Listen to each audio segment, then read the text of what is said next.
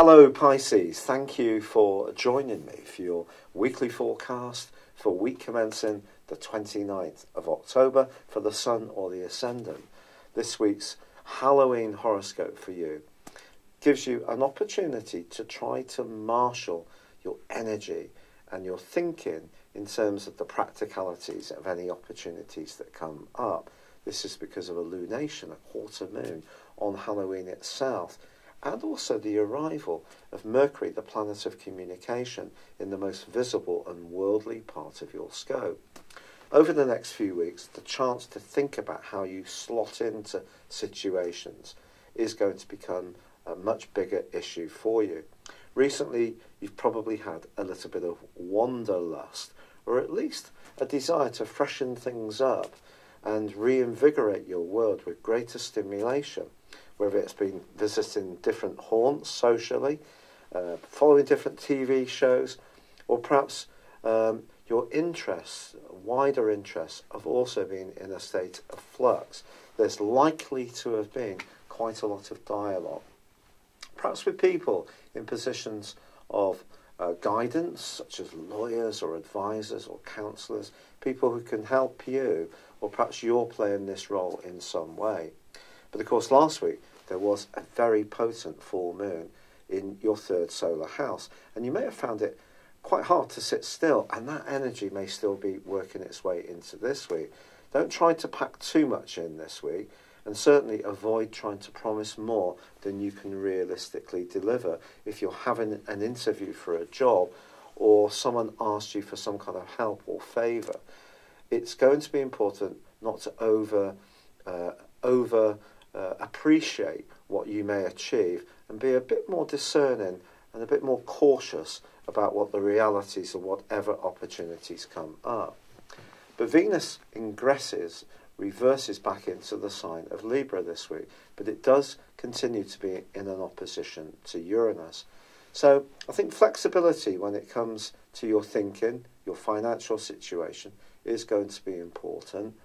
And flexibility generally comes naturally to you because your sign is mutable, therefore you change, you can adjust. And Neptune, of course, your co-ruler, is very much to do with sensitivity, and you can get the ebbs and flows of life pretty well better than anyone else. But with Saturn in an influential angle to the Sun this week, opening up your world but in a way which is sustainable for your future is going to be a major theme for you. And in fact, Pluto, also in your sector of future plans, is collaborating with Mars. And it could be a link to someone from your past, or something you do behind the scenes can bring some kind of reward. It's been a real pleasure being with you. I hope you have a great Halloween, and thank you for joining me. I'd love it if you would like or comment on this video. If you've yet to do so, please do subscribe to this channel. Thank you. Hello Pisces, thank you for joining me for your monthly forecast for October for the Sun or the Ascendant. I'm edging forwards on the schedule, but still not delivering these quite as much in advance as I would like, but thank you for bearing with me. This month begins with the Sun in the sign of Libra. Mercury's there too. This is an opportunity for you to think, because Libran energy, being air, is very much about the more intellectual processes we go through, to think through the potential for change in your life. Now, change is something that some people welcome gladly, and others of us find more challenging. Perhaps for a lot of people, we kind of go across both. We like a bit of change, but not at such a pace that it feels out of control. But I think you will be thinking about life beneath the surface, particularly in the first 9 days, because Mercury in the 8th house sees you much more concerned with what people mean rather than what they say. So a more penetrating insight can come through Mercury's journey in the first third of this month for you. But the Sun in this area is obviously the heart of our very being. So in a more practical sense, you may be thinking about investments, business, more enterprising strands, property. There may be something to do with real estate that you're juggling. if someone has sadly passed in your world, there may be legacies and wills to sort out. It's also possible that you're talking about the things you share jointly with someone else. So that could be a business enterprise, it could be a very close relationship in a personal context. Now that could be how you make spending decisions together. It could be more how you share intimacy, because the 8th house is about sex and reproduction. But also, on the 2nd day of this month, there is a quarter moon with the sun in Libra squaring up to the moon in Cancer. Is someone being a bit clingy in your world at the moment, Pisces? If they are, and you're finding it hard to breathe, and you're going through some kind of change and they're not quite getting it, you may find that you want to resist them a little bit for a week. Then again, if you're finding the change difficult, are you holding on to something or looking to hold on to something? In a more complex way, there could be a romantic relationship, which is, the green-eyed monster is really showing itself across that week. Just be conscious of that. As ever with astrology, it's not one-way traffic. It's not just how it affects us, it's how we affect other people. That's the fascinating part of it.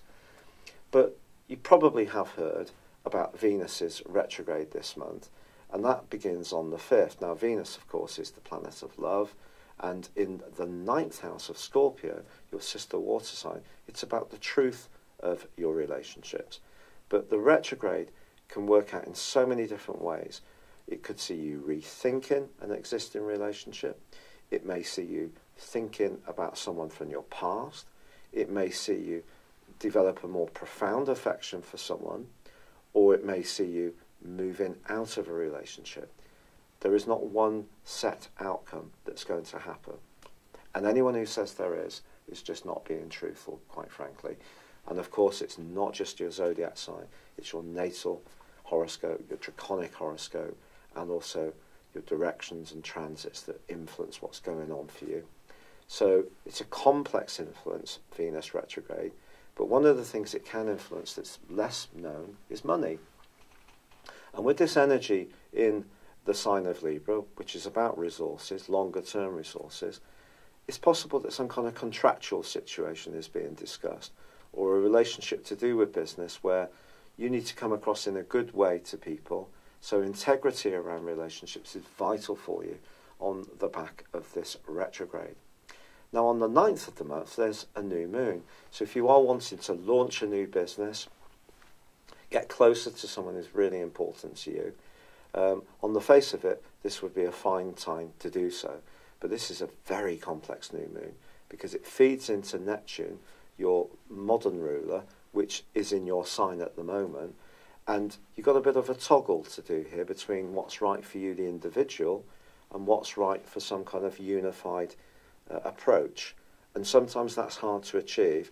Neptune gives you that lilting, emotional, shifting sands type part of your nature where your perceptions are always altering, which makes you so fascinating and wonderful because it means you're not stuck.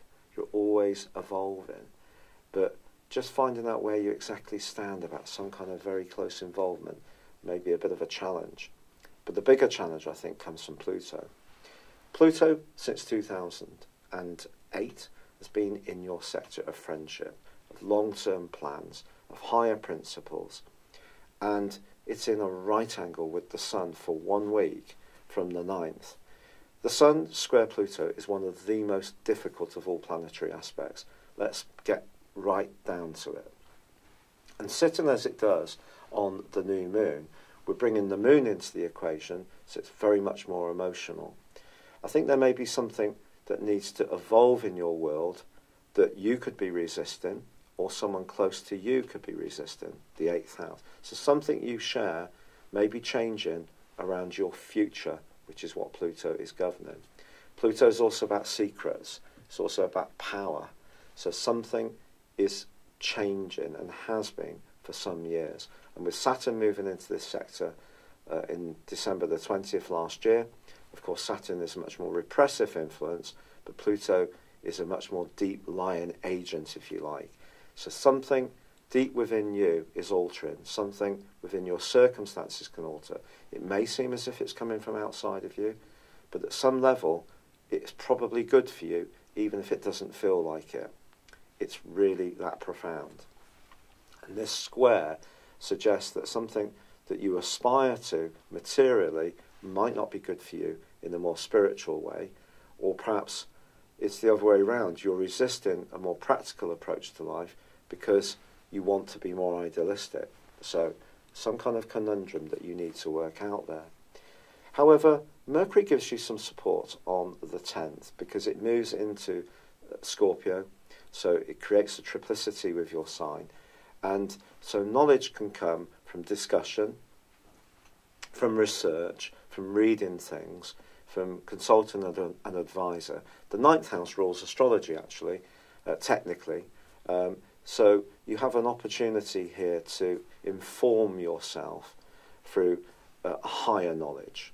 And so try to use this, because I do think from the 10th onwards, your month is going to get seriously exciting if you're open to new knowledge. Because Mercury then goes on to forge an amazing angle with Pluto from the 20th through to the 25th, which can help you to make some penetrating connections. You could also travel. You could also link with people who thoroughly understand where you're coming from. But there is a quarter moon on the 16th in Capricorn, so in the 11th house. So once more, this potential for politics around groups or a close involvement is repeated, but just in a different way from the quarter moon of the 2nd. But I think Mercury is going to help you to make sense of it all. And then the Sun moves into Scorpio on the 23rd.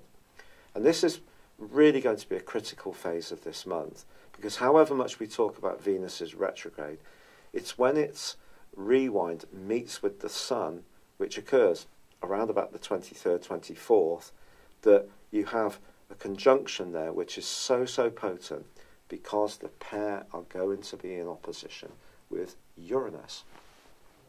Now, I haven't mentioned Uranus so far, but Uranus, of course, was squaring up with Mars from the middle of May through to the end of last month. Now, fortunately, that's come to a close.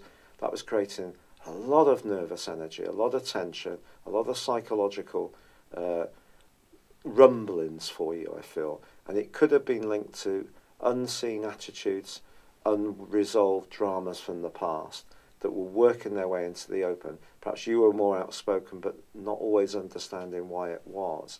Your thinking may have been revved up. Your nervous system physically being a bit on edge. But, you know, although Mars is not aggravating Uranus at the start of this month in the same way, it is squaring with Venus the first 2 weeks of October. So I still feel that some essential truth is going to be evolving for you around a relationship which may not be easy to digest. But from the middle of the month, that square comes to a close. Venus then meets up with the advancing Sun, and it just depends how much you want to embrace the concept of a higher truth. That's not saying that you're resisting it.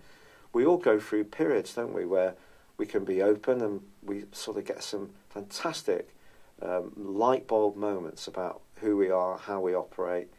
Living in the present becomes more easy, and then other times we can get distracted because life has so many different pressures these days in much more complex ways. But I do feel that you can go through an enriching period, but it does require you to kind of let go of how your expectations may have been at the start of this month, because something new can come in, but it may require change, some fundamental change. And if you're someone who likes a degree of change and is open to new ideas, but at the same time, like most of us, some kind of permanence or stable structure or routine to your world, I think it could be set for a massive change. And it may, quite frankly, be linked to your health or your work. Now, this change may be because so many new concepts are flooding in for you that inform you, and the critical point of this whole month, I think, is going to be the 26th, because then there's a full moon, and this full moon is in the sign of Taurus, and this is going to give you such a spark there's going to be a real sense of stimuli. If you have got friends that you're extraordinarily fond of, but they tend to be very predictable and dull, don't hang around with them around the 26th, because you won't get much from it. You need to be with people who really charge you up, who excite you, who give you all sorts of fresh stimuli and impetus. But it could be that you could find that your nervous system is quite revved up because so much is pouring in. The chance to suddenly travel, to go on a course, to have your voice on local radio or in local newspaper, to, if you have a blog, to say something that attracts a lot of interest. You may find that you're much more outspoken in a way which is very liberating, even if you know it's going to rock the boat. But some kind of crescendo is going to be reached on the back of that full moon. And part of this comes from the fact that there is a grand fixed cross that's going to be activated around about that time, from the 23rd to the 26th, which is going on between the North Node, the point of destiny in Leo, which has been since May 2017, activating your health sector and also work, but also the more psychological sector of your world has been activated by the South Node, which is to do with karma. And all this comes up to a boil at this point. Because it's fixed, we can try to resist it, but the way it's manifesting in your horoscope suggests change. So the more you try to resist it, the greater the pressure will be, I feel. So it's kind of like embracing the Jupiterian traditional rulership of your sign, which is about optimism, and it's about knowledge, and it's about confidence, it's about faith, it's about spirituality, whether in a modern context or a more traditional religious context, that something evolves for a reason. It's karma. Your sign is all about the accumulation of all the knowledge and the energies of the other 11 zodiac signs. That gives you a huge gift, and that gift of knowledge can really be activated at the end of this month. But it could mean that some ways that you've been need to change, need to be updated, need to be shook up. So it's a bit like getting the Tower card in tarot. If you like tarot and you get the Tower card, it's always a bit of a foreboding card to get, isn't it? It's almost like things are shook up where we don't necessarily have full control. But very often something very good follows after the tarot, after the Tower. You're coming into the sunlight of your knowledge and your ability to shift, to not be fixed. So if anyone can deal with this fixed grand cross, well, it's going to be you. And because of that conjunction between the Sun and Venus, so Venus may be retrograde, but it's given you the opportunity to rethink your knowledge around relationships. So you need relationships that are based on truth. That's the bottom line. And the most important relationship we ever have in life is with ourselves. So it's a very profound month, I feel, Pisces, packed full of opportunities. Yes, there may still be some things to do with the past that you're evolving through, coming to terms with. But there's so much excitement building up to burst out, to revitalise your world in a much more exciting, stimulating, spontaneous and knowledgeable way. Wow. I wish you so much good luck with it. I'm still battling away with the rheumatoid arthritis. I'm so grateful for all the kind suggestions and lovely comments that I've had. I've embraced an enormous amount of natural approaches. At the moment, it's not preventing the rheumatoid arthritis. The consultant thinks I've got a very aggressive form of it, but obviously I'm trying to do everything to bring the inflammation down in my system. But I'm so grateful for your support. I hope you have a lovely October.